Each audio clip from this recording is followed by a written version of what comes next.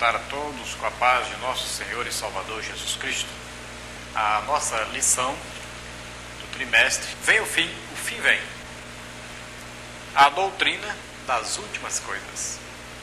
E esta lição de hoje é a lição número 11, então estaremos vendo sobre o julgamento final, o juízo final, o último julgamento sobre os seres humanos, o último juízo de Deus sobre os seres humanos. Nós vamos ver que nesse julgamento Jesus Cristo estará trazendo um juízo de Deus a todas as criaturas que morreram durante a permanência da humanidade sobre a face da terra. Todos que morreram, desde Adão até o último dia do milênio, estarão sendo julgados nesse juízo final, juízo do trono branco. O nosso texto áureo diz assim: porquanto tem determinado um dia em que com justiça há de julgar o mundo, por meio do varão que destinou. E disso deu certeza a todos, ressuscitando-o dos mortos.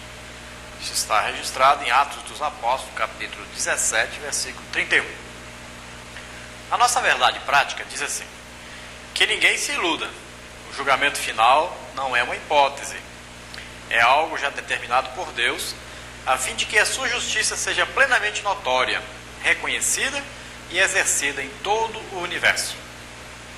A nossa leitura bíblica em classe está registrada em Apocalipse, capítulo 20, do versículo 11 ao versículo de número 15.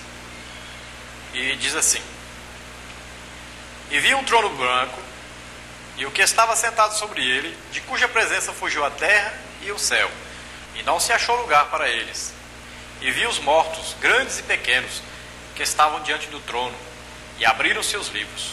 E abriu-se outro livro, que é o da vida, e os mortos foram julgados pelas coisas que estavam escritas nos livros, segundo as suas obras.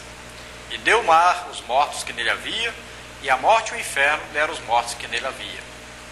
E foram julgados cada um segundo as suas obras. E a morte e o inferno foram lançados no lago de fogo. Esta é a segunda morte. E aquele que não foi achado escrito no livro da vida, foi lançado no lago de fogo. Nós sabemos que durante a permanência do ser humano sobre a face da terra, vários tipos de julgamento o homem tem sido submetido até o final da sua permanência na terra. E os julgamentos principais, eles são julgamentos espirituais. E nós temos como tipos de julgamento: julgamento dos crentes, julgamento de Israel, julgamento das nações, julgamentos dos anjos e o juízo do trono branco. Então nós temos aí uma tabela onde nós estamos olhando, estudando, e temos aí tipos de julgamento, características destes julgamentos, e vamos ver o que Jesus será em cada um desses julgamentos. Todos esses julgamentos são julgamentos que ainda vão acontecer. Nenhum deles aconteceu ainda, eles irão acontecer. E o primeiro julgamento é o julgamento dos crentes, está registrado na segunda carta do apóstolo Paulo aos Coríntios, capítulo 5, versículo 10, 1 Coríntios, capítulo 3, versículo 11 ao versículo 15.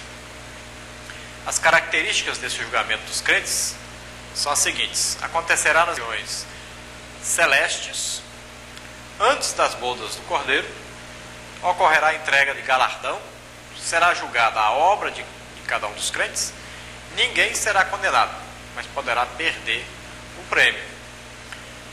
Como é que Jesus estará nesse tipo de julgamento que vai haver dos crentes? Ele ali estará como o noivo da igreja, a igreja como noiva, Cristo como noivo. Depois temos o julgamento de Israel. Nós podemos ver isso em Ezequiel, capítulo 20, Malaquias, capítulo 3, Mateus, capítulo 25. Quais as características desse julgamento de Israel? Primeiro, acontecerá na terra após a manifestação visível e triunfal de Cristo. Depois, separará os judeus fiéis dos infiéis, o trigo do joio. Depois, uns serão condenados e outros desfrutarão do milênio. De que maneira Jesus será aí nesse tipo de julgamento aí a Israel? Ele será o Messias. Depois, outro tipo de julgamento, o julgamento das nações. Você pode ver isso em Joel capítulo 3, Mateus capítulo 25. Quais as características desse julgamento das nações? Acontecerá na terra sobre aqueles que sobreviverem ao Amargedon. Serão julgados com base no tratamento dado à mensagem do reino aos seus mensageiros e ao modo como trataram a Israel. Como Jesus será nesse julgamento das nações? Ele será o juiz. Depois nós temos outro tipo de julgamento, o julgamento dos anjos, que está registrado em 1ª Epístola de Paulo aos Coríntios, capítulo 6, versículo 3, e na Epístola de Judas, versículo 6. Características do juízo dos anjos: serão julgados e condenados ao lago de fogo, juntamente com o diabo, logo após o milênio e antes do juízo do trono branco. Mateus 25, 41 e Apocalipse 19, 10. De que maneira Jesus será então nesse tipo de julgamento aos anjos? Então será o juiz. E por último tipo de julgamento, o último julgamento que nós temos na Bíblia é o juízo do trono branco, o julgamento do trono branco, que está registrado em Apocalipse capítulo 20, versículo 11 ao versículo 15, que é o que nós estamos estudando hoje. Características então deste julgamento do trono branco: acontecerá num lugar sobrenatural, após a condenação do diabo. Todos os que estarão perante o juízo serão condenados. Suas condições anteriores eram de mortos, pois não participaram da primeira ressurreição. Como Jesus será então nesse tipo de julgamento do trono branco? Ele será o juiz.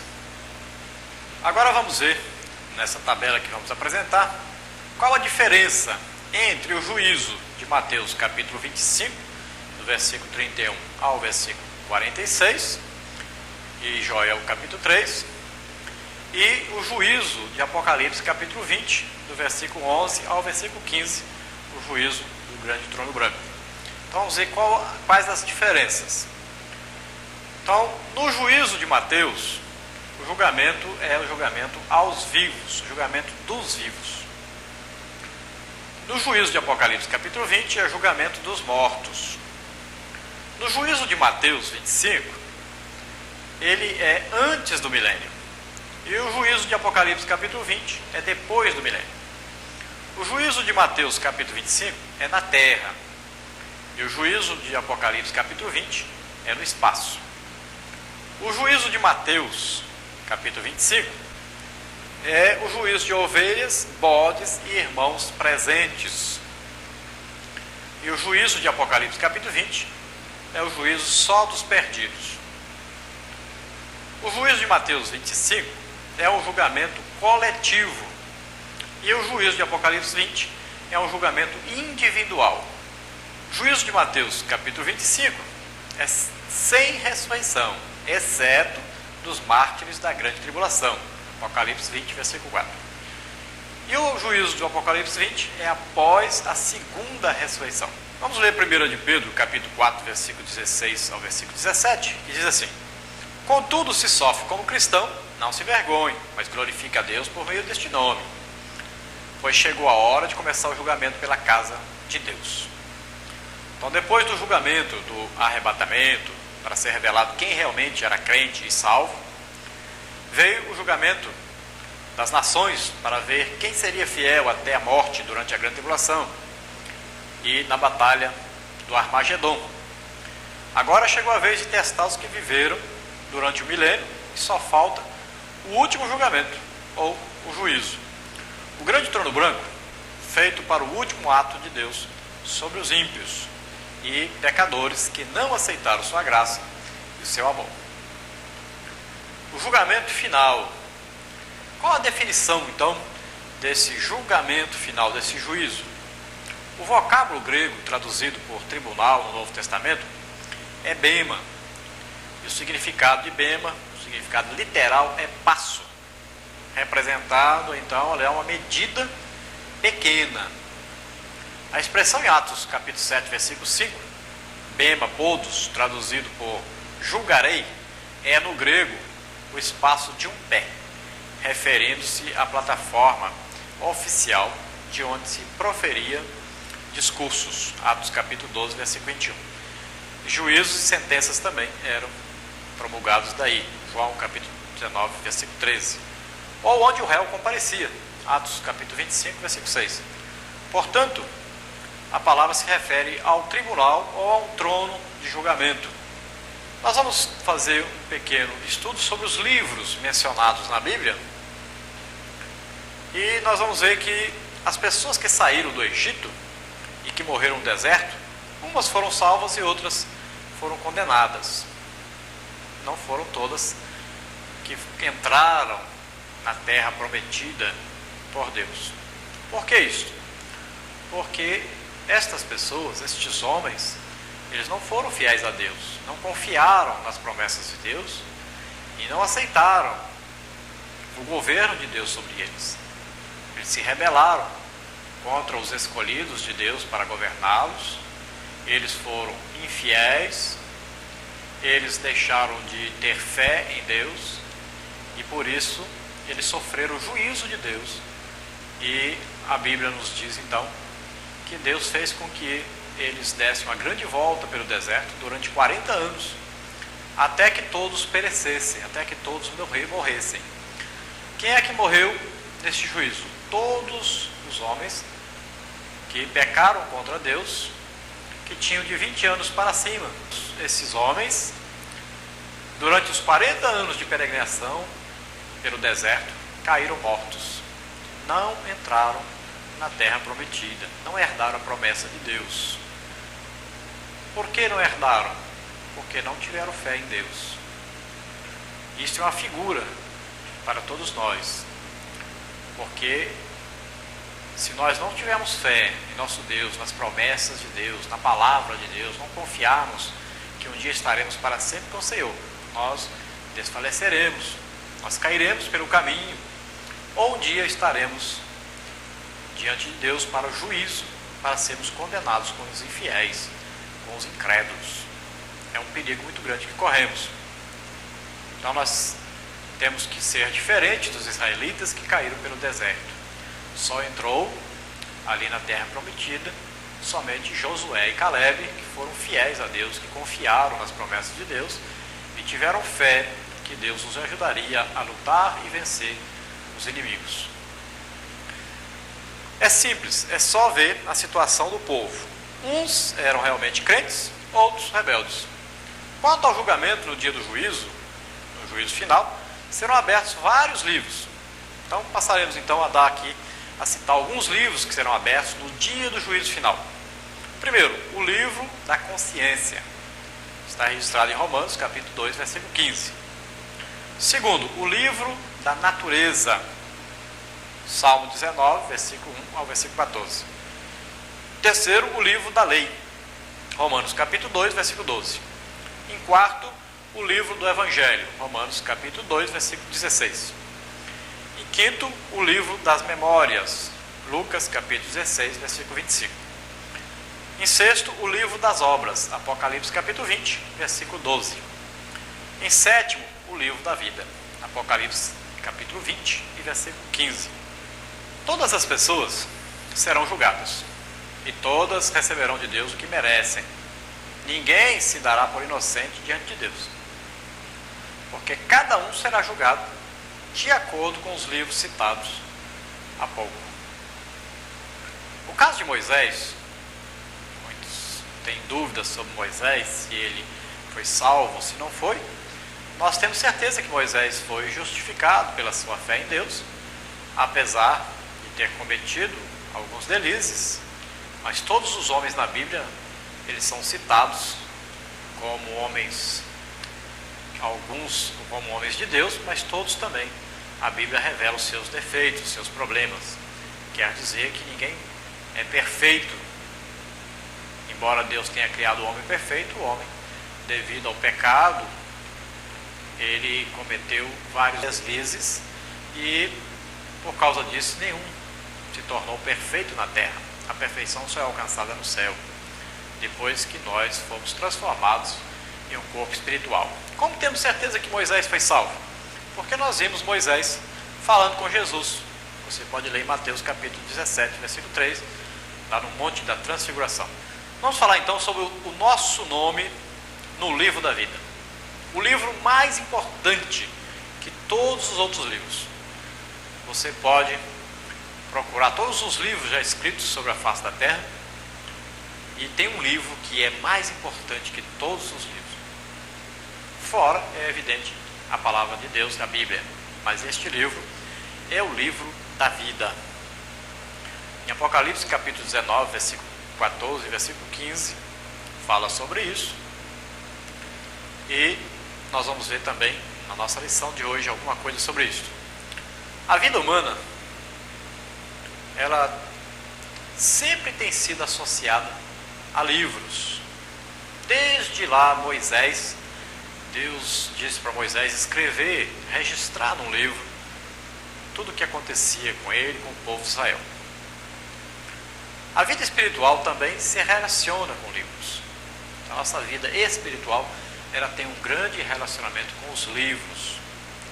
Nós, além de escrevermos, nós também lemos, estudamos, e em toda a nossa vida nós estamos sempre em contato com livros. Tanto a nossa vida material como a vida espiritual. No fim de todas as coisas, será instalado o grande trono branco. Então, quando acabar todas as coisas, inclusive o milênio, Satanás é solto no final do milênio, e ele vem tentar as nações, os povos que estão vivendo durante o milênio, povos governados pelo próprio Cristo, juntamente com a igreja, e ele levará as nações a pecarem, a se levantarem contra o reino de Cristo, e serão destruídos de repente. Fogo os consumirá.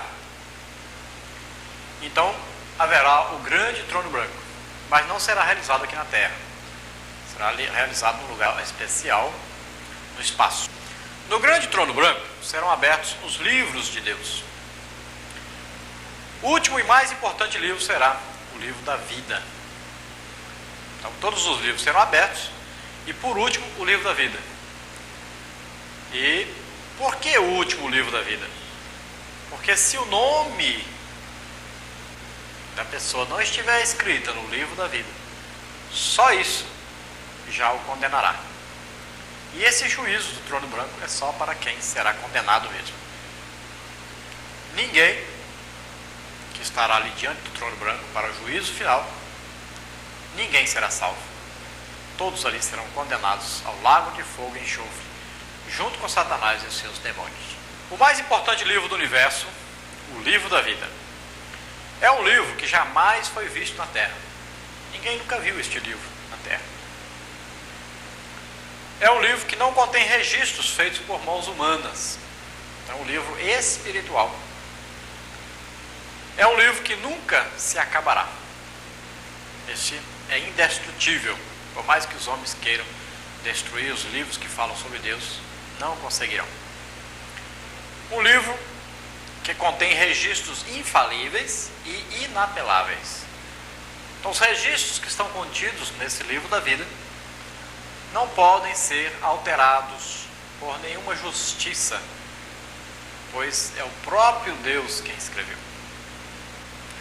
Por que ele é chamado de livro da vida? Primeiro, porque ele está guardado no reino da vida eterna, no reino de Deus. Segundo, porque ele é administrado pelo príncipe da vida. Jesus é quem administra este livro. Quando você aceita Jesus como Senhor e Salvador, o seu nome então é registrado no livro da vida. Terceiro, porque ele diz respeito aos que possuem vida eterna. Viverão para sempre com Deus, todos que estão escritos no livro da vida. E quem não estiver escrito no livro da vida, vive a vida eterna, tem uma vida eterna, sem Deus. É uma vida diferente, é uma vida afastada de Deus. Número 4, porque os que nele são escritos são recomendados pelo Espírito da vida. são recomendados pelo Espírito Santo. E o Espírito Santo, quem sabe, ele conhece o nosso coração, nosso entendimento, ele sabe tudo a nosso respeito. E ele então é que pode confirmar o nosso nome no livro da vida. Para que Deus criou o livro da vida? Primeiro, para registrar os nomes dos nascidos de novo, os futuros habitantes do céu.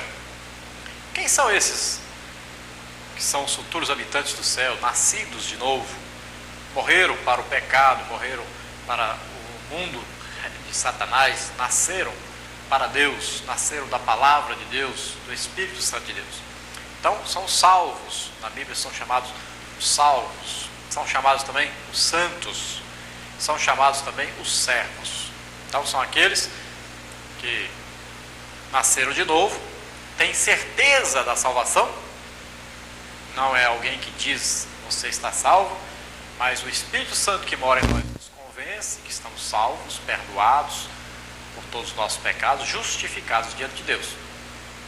Os santos, santos aqui quer dizer separados, separado do mundo, chamado para fora do reino espiritual governado por Satanás e levado para o reino governado por Deus.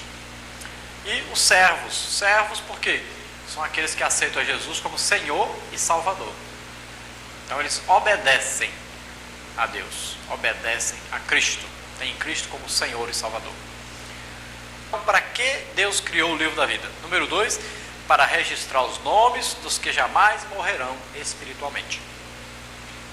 Jamais morrerão espiritualmente significa jamais estarão desligados, afastados de Deus. Então vamos ver, número 1 aqui, o pecado produziu morte.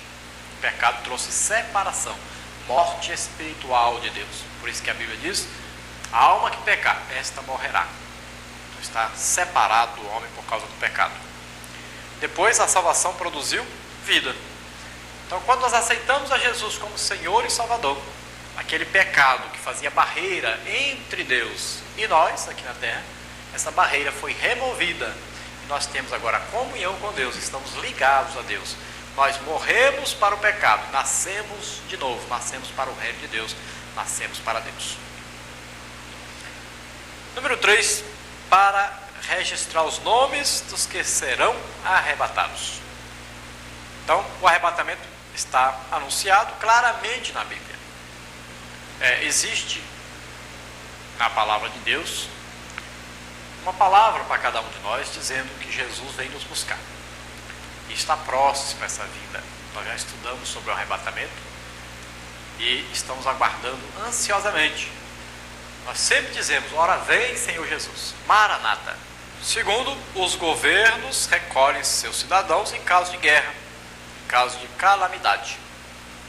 Então nós sabemos que os cidadãos, quando estão sofrendo, por exemplo, com um terremoto, com chuvas, o que acontece? O governo vai e recolhe essas pessoas, passa, no caso de enchentes, passa de barco, recolhendo essas pessoas. Então, o que acontece?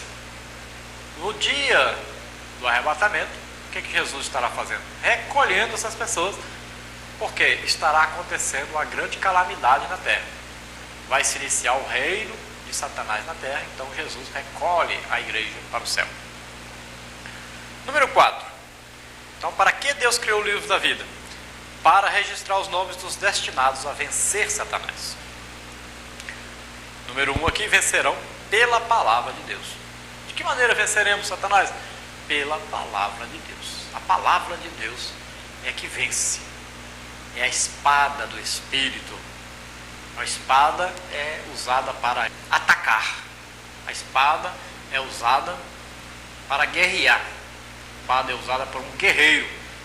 Então a palavra de Deus, ela é a arma de guerra para o crente. E Jesus venceu Satanás com a palavra de Deus. E Jesus é a própria palavra viva. É o verbo de Deus. Número 2, vencerão pelo sangue do Cordeiro. Então nós não vencemos pelas nossas próprias forças, mas vencemos Satanás porque ele é o acusador. Mas nós temos um advogado, Jesus Cristo. Quando Satanás escreve no seu livro os nossos pecados, Jesus, com seu sangue precioso, limpa, lava-nos de todos esses pecados, nos purifica de todos esses pecados. Então nós somos justificados, declarados justos, declarados santos diante de Deus, porque o sangue de Jesus Cristo nos lavou, nos purificou de todos os nossos pecados. As 4 maiores tragédias da vida. Primeiro, viver neste mundo sem ter abraçado a Cristo. É muito triste a pessoa viver neste mundo sem conhecer a Cristo como Senhor e Salvador. Que vida triste. As pessoas vivem com medo de tudo, vivem ansiosas, preocupadas o tempo todo. As pessoas vivem para baixo e para cima sem saber de onde vem e para onde vai. Não tem conhecimento da palavra de Deus. É muito triste. Viver sem Cristo é muito triste. Número 2, sair deste mundo sem ter a certeza da salvação. Imagine chegar até o dia do juízo final diante de Deus, sem conhecer essa tão maravilhosa salvação, sem conhecer esse tão bondoso Deus, sem ter este contato íntimo com Deus através do Espírito Santo que mora em nós e que fala através de nós. Você precisa conhecer esse Deus precioso, maravilhoso, que fala conosco, que nos ouve, que mora em nós, que nos ensina a sua palavra. Depois, morrer sem ter o nome escrito no livro da vida. Que coisa triste, morrer sem ter o seu nome registrado lá no livro da vida, no livro de Deus. Morrer como um desconhecido porque não conheceu a Deus. Que coisa lamentável, que coisa triste. Tanto que Deus chama, que Deus procura pela criatura humana. Depois, ter o nome escrito e depois ele ser riscado, que é pior ainda. Pois Jesus diz que maior juízo tem aquele que conheceu, mas deixou. Jesus, olhando para as cidades, ele dizia: ai de ti, Corazim, ai de ti, Betsaida. Então, ai daquele que conheceu o Evangelho, o amor, a misericórdia de Deus, e o abandonou, e o traiu, o deixou pelo amor às ofertas de Satanás. Não faça isso. Volte-se para o Senhor nosso Deus. Ele te ama. Vamos ver no Antigo Testamento. Será que nós temos alguma coisa falando sobre esse juízo do trono branco? Sim. No livro de Daniel, principalmente, Daniel cita muitas vezes esse juízo vindouro. No Novo Testamento, o tribunal de Cristo para os salvos durante a grande tribulação. Então, lá em cima, enquanto aqui embaixo tiver 7 anos de grande tribulação, nós estaremos 7 anos acima da terra, do tribunal de Cristo, sendo julgados, mas não para a condenação, mas para recebermos galardão, recebermos prêmios, e depois então estaremos nas bodas do Cordeiro, na grande ceia do Cordeiro, nós como noiva do noivo Jesus Cristo. A nossa lição fala sobre o credo, o nosso credo, o credo da Igreja Evangélica Assembleia de Deus, e nós vamos procurar ler rapidamente para que vocês possam conhecer o nosso credo. E o 13º item do nosso credo, ele fala sobre esse juízo vindouro. Então vamos ler. Diz assim: cremos em um só Deus, eternamente subsistente em 3 pessoas, o Pai, o Filho e o Espírito Santo. Número 2, na inspiração verbal da Bíblia Sagrada, única regra infalível de fé normativa para a vida e o caráter cristão. Número 3, no nascimento virginal de Jesus, em sua morte vicária e expiatória, em sua ressurreição corporal dentre os mortos e sua ascensão vitoriosa aos céus. Número 4, na pecaminosidade do homem, que o destituiu da glória de Deus, e que somente o arrependimento e a fé na obra expiatória e redentora de Jesus Cristo é que o pode restaurar a Deus. Na necessidade absoluta do novo nascimento pela fé em Jesus Cristo e pelo poder atuante do Espírito Santo e da palavra de Deus para tornar o homem digno do reino dos céus. Número 6. no perdão dos pecados, na salvação presente e perfeita e na eterna justificação da alma, recebidos gratuitamente de Deus pela fé no sacrifício efetuado por Jesus Cristo em nosso favor. Número 7. No batismo bíblico, efetuado por imersão do corpo inteiro, uma só vez em águas, em nome do Pai, do Filho e do Espírito Santo, conforme determinou o Senhor Jesus Cristo.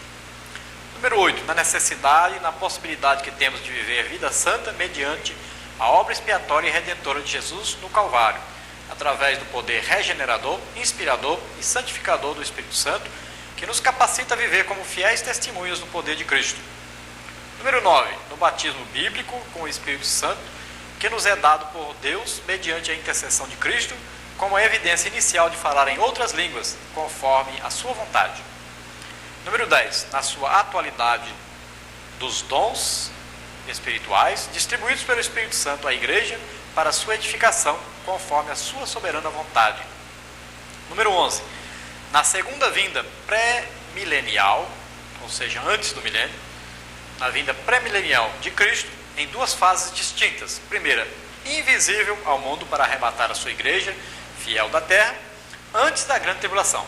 Segunda, visível e corporal, com a sua igreja glorificada para reinar sobre o mundo durante 1000 anos. Número 12, que todos os cristãos comparecerão ante o tribunal de Cristo para receber a recompensa de seus feitos em favor da causa de Cristo na terra. E número 13, que tem a ver com a nossa lição, no juízo vindouro, que recompensará os fiéis e condenará os infiéis. Apocalipse 20, versículo 11 ao 15. E na vida eterna de gozo e felicidade para os fiéis e de tristeza e tormento para os infiéis. Objetivos do julgamento final. É o tópico de número 2. Tem o julgamento final vários objetivos conforme revelam-nos as Sagradas Escrituras. Número 1. Mostrar que a justiça de Deus deve ser observada e acatada por todos. A justiça de Deus, ela vem de encontro à justiça dos homens. A justiça dos homens, ela tem favorecimentos, ela tem distorções, mas a justiça de Deus é reta, ela é conforme a palavra de Deus. Deus julga retamente. Por isso que rejeitaram a Cristo, Jesus, e sua tão grande salvação. Então, um dos objetivos do julgamento final é exatamente punir os que rejeitaram a Cristo Jesus e a salvação que ele ofereceu, dando a sua própria vida na cruz do Calvário por nós. Número 3, destruir a personificação do mal. Então, o juízo final, aqui o julgamento final, ele vem também trazendo a destruição dessa personificação do mal que foi dada aos homens através de Satanás. Então será destruído isso. Tópico de número 3, os fundamentos do julgamento final. Se os falhos e imperfeitos julgamentos humanos têm os seus fundamentos, o que não diremos do julgamento final que será efetuado pelo justíssimo Deus? Vejamos, pois, em que consiste, quais são os fundamentos do julgamento final. A natureza justa e santa de Deus. Então, um dos fundamentos desse julgamento final é a natureza justa e santa de Deus. Então, Deus é santo, isso quer dizer que Deus é separado. Deus não tem comunhão com trevas, Deus não tem comunhão com pecado. E nesse julgamento final, Deus ali estará julgando retamente, segundo a sua palavra, sem nenhuma mistura, sem nenhuma possibilidade de erro. Número 2, a palavra de Deus. A palavra de Deus é o prumo. Tudo o que Deus faz é de acordo com a sua palavra. Deus não sai 1 milímetro sequer fora da sua palavra. Todos os julgamentos de Deus são segundo a palavra de Deus. Jesus diz, no último dia, a palavra de Deus é que julgaria o homem. Então, essa palavra é a palavra correta, é a palavra de Deus. É ela a constituição de Deus. Número 3, a consciência das criaturas morais. Deus deu ao homem a condição de saber o que é certo e o que é errado. Deus deu ao homem uma consciência e ele sempre que peca, ele sabe que está pecando. Ele sempre que ofende a Deus, ele sabe que está ofendendo a Deus. A criatura pior que existe ou a mais longínqua, a que mora mais longe, ela sabe que existe o pecado, ela sabe que ofende a Deus, ela sabe que está errando quando faz alguma coisa que não agrada a Deus. Tópico de número 4. Como se dará o julgamento final? Esse será o grande dia. O juiz, o Senhor Jesus Cristo, vestido de majestade e terror. As pessoas que serão julgadas são os mortos, pequenos e grandes, jovens e velhos, altos e baixos, ricos e pobres. Ninguém é tão vil que não tenha talentos dos quais deverá prestar contas. E ninguém é tão grande que possa se livrar da prestação de contas. Não somente os que estiverem vivos quando Cristo vier, mas todos os mortos também. Há um livro de memórias para o bem e o mal. O livro da consciência dos pecadores, mesmo que antes secreto, então será aberto. Cada homem recordará todos os seus atos passados, ainda que muitos os tenham esquecido há muito tempo. Outro livro será aberto, o livro das Escrituras, a regra da vida, representa o conhecimento do Senhor sobre o seu povo, as suas declarações de arrependimento, a fé e as boas obras deles, mostrando as bênçãos do novo pacto. Os homens serão condenados e justificados pelas suas obras. Ele provará seus princípios por suas práticas. Esta é a segunda morte, a preparação final entre os pecadores e Deus. Que o nosso grande desejo seja observar as nossas Bíblias, nos justificando ou nos condenando agora. Cristo julgará os segredos de todos os homens conforme o Evangelho. Quem habitará as chamas devoradoras? O livro de Apocalipse descreve de forma vívida o juízo do grande trono branco. Em Apocalipse capítulo 20, versículo 11 a 15, nós lemos: E vi um grande trono branco, e o que estava sentado sobre ele, de cuja presença fugiu a terra e o céu, e não se achou lugar para eles. E vi os mortos, grandes e pequenos, que estavam diante do trono, e abriram-se os livros. E abriu-se outro livro, que é o da vida, e os mortos foram julgados pelas coisas que estavam escritas nos livros, segundo as suas obras. E deu o mar os mortos que nele havia, e a morte e o inferno deram os mortos que neles havia. E foram julgados, cada um segundo as suas obras, e a morte e o inferno foram lançados no lago de fogo. Esta é a segunda morte. E aquele que não foi achado escrito no livro da vida foi lançado no lago de fogo. Apocalipse capítulo 20, versículo 11 ao versículo 15. Vejamos alguns detalhes. Vi um grande trono branco, que estava sentado sobre ele, de cuja presença fugiu a terra e o céu, e não se achou lugar para eles. O grande trono branco, a palavra trono ou tronos, ela no grego é tronos, é usada no Novo Testamento com o sentido de trono real, ou com o sentido de tribunal judicial. Também dá alusão aos tronos de elevados poderes angelicais, ou governantes humanos. O trono do presente texto é grande, de vastíssimas dimensões, enchendo o campo inteiro da nossa visão. Expulsa da vista todos os outros elementos, ameaça, deixa a mente atônita. Trata-se de um infinito julgamento, diante do qual está o que é finito: os pobres humanos mortos. O trono é branco, resplandece de pureza, de santidade, que exige justiça, castigo, julgamento, retribuição. Tudo isso descreve uma cena fora da história humana. É o juízo final. E vi os mortos, grandes e pequenos, que estavam diante do trono, e abriram-se os livros, e abriu-se outro livro, que é o da vida. E os mortos foram julgados pelas coisas que estavam escritas nos livros, segundo as suas obras. Grandes e pequenos, o filho se assentará juntamente com o pai em seu trono para julgar. Mas o pai é quem figura majestaticamente em todas as seguintes referências: Atos 17, Hebreus 1, Apocalipse 4, 2, versículo 9, capítulo 5, capítulo 13, capítulo 10, capítulo 4. E por meio de Jesus, todos ali serão julgados. João capítulo 5, e versículo 22 fala sobre isso. Duas classes de seres ali serão julgados: os grandes, os anjos caídos, e os pequenos, os homens no sentido geral. Todos ali postos em pé, diante do trono. Fica assim subentendido na expressão a segunda ressurreição, isso é, dos incrédulos. Capítulo 20, versículo 5.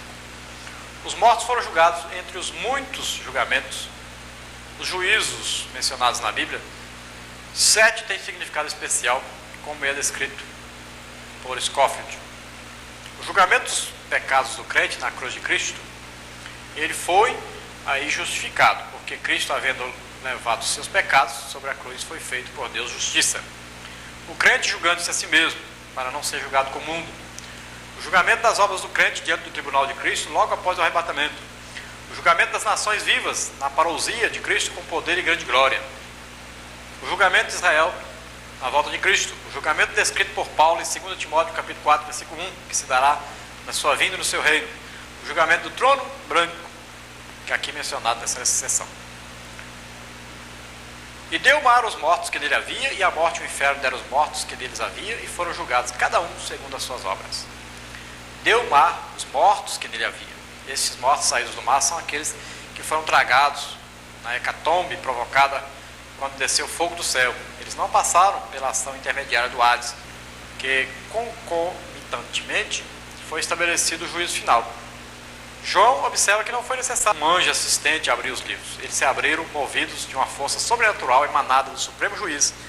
Observe-se a frase, e abriram-se os livros, porque observa a expressão excepcional do versículo 15 dessa seção, porque ela demonstra um julgamento individual, confirmando o versículo 13. E foram julgados, cada um, segundo as suas obras. Deus julgará cada um segundo as suas obras, porque no inferno há também grau elevado de sofrimento. Após uma apurada investigação do justo juiz nas obras feitas, os motivos, memória e consciência, confrontando tudo o que está escrito em cada livro, ali agora só há uma sentença: apartai-vos de mim. Alguém se estremecerá, mas ali não haverá margem para erro, para indecisão, equívoco ou modificação. Existe uma pergunta no meio da cristandade e até fora dela, baseada nos versículos 11 a 15, que temos nessa seção. Como serão julgados aqueles que morreram sem ouvir o Evangelho? Essa pergunta, quando dentro da lógica, da visualização do homem, pode ultrapassar qualquer possibilidade de entendimento da mente humana. Mas é evidente que Deus vem falando ao homem de diversas maneiras. Diversas e muitas maneiras. Em Hebreus capítulo 1 fala sobre isso. Paulo diz que o Evangelho foi pregado a toda criatura que há debaixo do céu. Colossenses 1, 23. Deus pode alcançar através de seus métodos a todos os homens. Vejamos alguns dos métodos de Deus. Então veja um índio no meio do mato. Se ele algum dia, através da sua consciência que o acusa quando ele erra, se ele clamar por perdão, se ele clamar pelo Deus que ele sabe que existe, pois todas as criaturas humanas sabem que existe um Deus, então esse índio poderá ser salvo. Se ele clamar a Deus, Deus enviará alguém a pregar o Evangelho para que ele possa ser salvo. Deus arranjará alguma maneira dessa pessoa ser salva. Então as maneiras aqui, métodos de Deus. Deus fala através do universo. Os céus manifestam a glória de Deus, e o firmamento anuncia a obra das suas mãos. Então sem linguagem, sem fala, ouve-se as suas vozes em toda a extensão da terra, e as suas palavras até o fim do mundo. Salmos 19. Deus fala através da percepção, porquanto que de Deus se pode conhecer neles, nos homens, se manifesta porque Deus lhe manifestou. Porque as suas coisas invisíveis, desde a criação do mundo, tanto o seu eterno poder se entende e claramente se vê pelas coisas que estão criadas, para que eles, os homens, fiquem inexcusáveis. Romanos capítulo 1, versículo 19 e versículo 20. Deus fala através da consciência, porque quanto aos gentios que não têm lei, fazem naturalmente as coisas que são da lei, não tendo eles lei, mas para si mesmos são lei, os quais mostram a obra da lei escrita em seus corações, testificando juntamente a sua consciência e os seus pensamentos, quer acusando-os, quer defendendo-os, no dia em que Deus há de julgar os segredos dos homens por Jesus Cristo. Romanos capítulo 2, versículo 14 a versículo 16. Deus fala através da vida dos animais. Mas pergunta agora às animárias, e cada uma delas tu ensinará, e as aves dos céus, e elas tu farão saber. Ou fala com a terra, e ela tu ensinará, até os peixes do mar tu contarão. Quem não entende por todas essas coisas que a mão do Senhor fez isto? Jó, capítulo 12, versículo 7 ao versículo 9. Deus fala através dos meios geográficos. Deus anuncia agora a todos os homens, em todo lugar, que se arrependam, porque tem determinado um dia em que com justiça há de julgar o mundo. Atos capítulo 17, versículo 30 ao versículo 31. Deus fala através dos sonhos. Antes Deus fala uma e duas vezes, porém ninguém atenta para isso. em sonho ou visão de noite, quando cai sono profundo sobre os homens e adormece na cama. Então abre os ouvidos dos homens e ele sela a sua instrução, para apartar o homem do seu desígnio e esconder do homem a soberba, para desviar a sua alma da cova e a sua vida de passar pela espada. Jó capítulo 33, versículo 14 ao versículo 18. Deus fala através dos anjos. E ouvi outro anjo voar pelo meio do céu, e tinha o evangelho eterno para o proclamar aos que habitam sobre a terra, e a toda a nação e tribo e língua e povo. Apocalipse 14, versículo 6, fala desse anjo que irá pregar o evangelho a toda criatura. Deus fala através do seu Filho, havendo Deus antigamente falado muitas vezes, de muitas maneiras, aos pais, pelos profetas. A nós falou-nos nesses últimos dias, pelo Filho. Hebreus capítulo 1, versículo 1. Deus fala através dos sinais e milagres, testificando também Deus com eles por sinais e milagres e várias maravilhas e dons do Espírito Santo. Hebreus capítulo 2, versículo 4a. Perguntamos agora, havendo Deus falado tanto de muitas maneiras, chegará alguém inocente diante do grande trono branco? Segundo se depreende do significado do pensamento, aqueles que não viveram de acordo com a fé, Romanos capítulo 4, versículos 5 e 6, Hebreus 10, 38, serão ali julgados de acordo com as obras. Jonas capítulo 3, versículo 10. Deixemos o assunto com o Senhor, o justo juiz. Deuteronômio 29 e Romanos 4 e 15. No versículo 14 do capítulo 20 de Apocalipse, então, e a morte e o inferno foram lançados no lago de fogo. Esta é a segunda morte. Foram lançados no lago de fogo. Naturalmente, é provável que este versículo seja o cumprimento real daquele que profetizou Isaías 25, 8. E citado por Paulo em seu argumento sobre a ressurreição, em 1 Coríntios capítulo 15, versículo 26, onde é descrito que o último inimigo que há de ser aniquilado é a morte. Isto significa um triunfo total de Cristo e dos santos. A morte, como aliada do pecado, será destruída juntamente com o pecado. O Hades não envolverá mais terrores para os santos nos céus. Não haverá mais terror de morte. Ela não existirá. O ciclo temível do juízo agora está completamente terminado.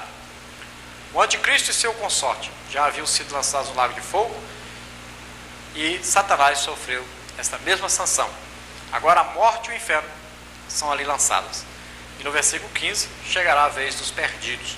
É realmente a sorte dos ímpios e todos os agentes que se esquecem de Deus. Salmo 9, versículo 17. Os anjos maus foram também ali lançados. Em Apocalipse capítulo 20, versículo 15 diz: e aquele que não foi achado escrito no livro da vida foi lançado no lago de fogo.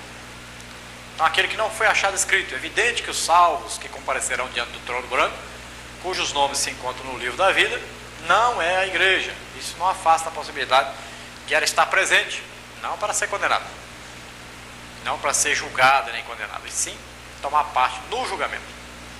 E sim, então, aqueles que foram fiéis a Deus durante o reino milenial de Cristo. Diante do trono branco estarão multidões incalculáveis que durante o milênio creram em Jesus e foram fiéis, e permaneceram até o fim. Quando Satanás pela última vez rebelou-se contra Deus, esses não o acompanharam e agora estão diante do trono branco, sabendo que seus nomes estão no livro da vida. O lago de fogo é este lugar onde o bicho não morre e o fogo nunca se apaga. A palavra hebraica que descreve este lugar, como no Antigo Testamento, é Tofete, mas a palavra grega é Geena. Geena refere-se literalmente ao vale do filho de Nom. Vale este que, fora da cidade de Jerusalém, que servia de monturo da cidade, e onde queimavam seus filhos em sacrifício a Moloque, o deus pagão. Jesus empregou o termo Geena 11 vezes, sempre no sentido literal. Ali sempre havia fogo aceso, servindo dessa maneira para figurar o lago de fogo que arde eternamente. A palavra encontra-se em Mateus capítulo 5, no capítulo 10, ali no capítulo de número 29, em Marcos capítulo 9, em Lucas capítulo 12, Tiago capítulo 3. Em cada caso, com exceção do último, a palavra sai dos lábios do Senhor Jesus em solene aviso das consequências do pecado. Ele descreve como lugar onde o seu bicho não morre, o fogo nunca se apaga. A expressão idêntica à que temos aqui, o lago de fogo. O grande juízo do trono branco. Viu um grande trono branco que estava sentado sobre ele, de cuja presença fugiu a terra e o céu, não se achou lugar para eles. E viu os mortos, grandes e pequenos.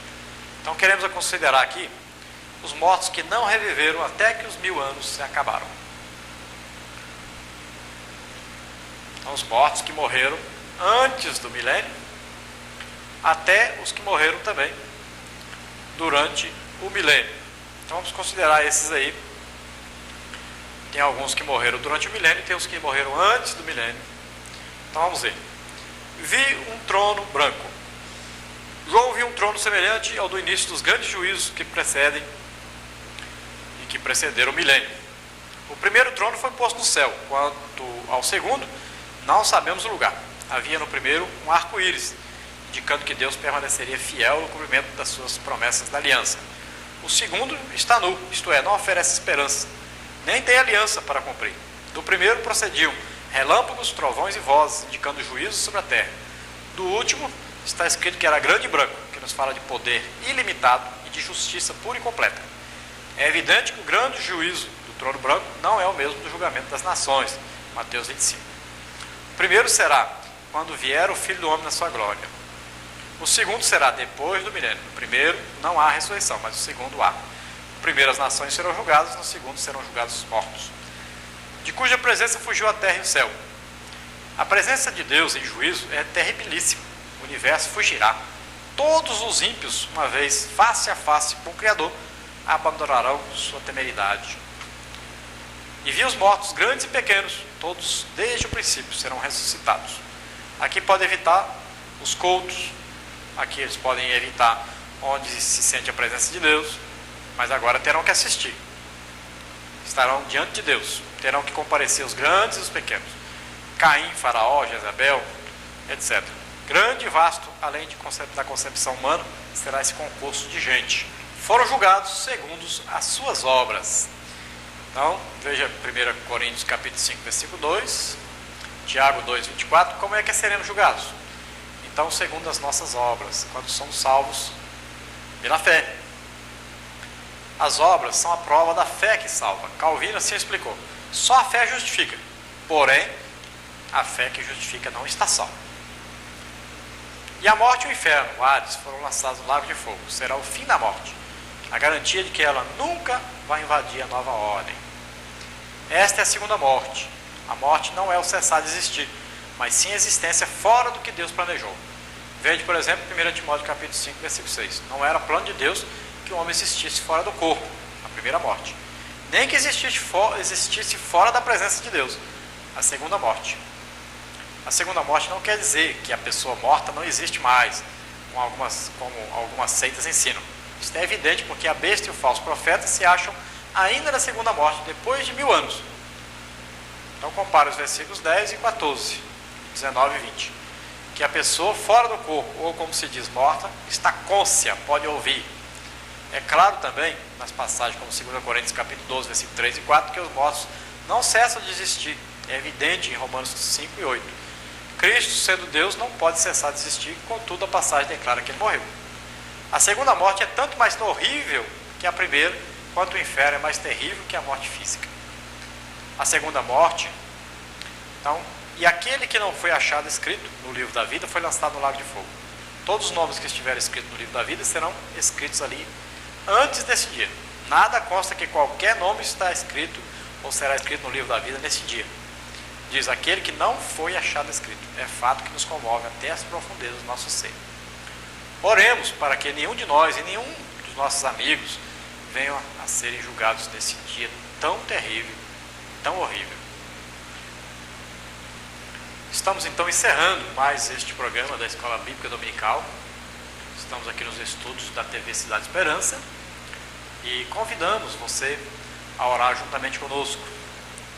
A orar para que Deus possa revelar a você a sua palavra maravilhosa, que você venha a conhecer a Jesus como Senhor e Salvador da sua vida, arrependido dos seus pecados, que você possa ter o seu nome escrito no livro da vida.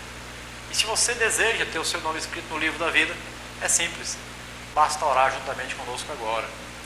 Você levanta a sua mão agora para Deus no sinal de que está aceitando a Jesus como Senhor e Salvador. E vamos orar juntos. Diga: Pai, em nome de Jesus, eu me arrependo agora dos meus pecados. Eu quero neste momento aceitar a Jesus como Senhor e Salvador da minha vida. quero me arrepender agora dos meus pecados e quero viver uma vida nova para Ti. Quero seguir a Tua palavra, quero ser orientado pelo Senhor, pelo Espírito Santo. Faz em mim morada agora, Senhor. Perdoa todos os meus pecados e me conduz à vida eterna. Escreve, Senhor, o meu nome no livro da vida. Dá-me, Senhor, da comunhão contigo. Ajuda-me, guarda-me, livra-me de todo mal. Orienta-me para que eu possa congregar numa igreja evangélica, ouvindo a Tua palavra, lendo a Tua palavra, aprendendo de Ti. Em nome de Jesus eu te agradeço. Em nome de Jesus, Pai, nós também te agradecemos por mais esta oportunidade que o Senhor nos deu e te pedimos as Tuas bênçãos sobre todos os telespectadores da TV Cidade Esperança. Glória a Deus. Amém.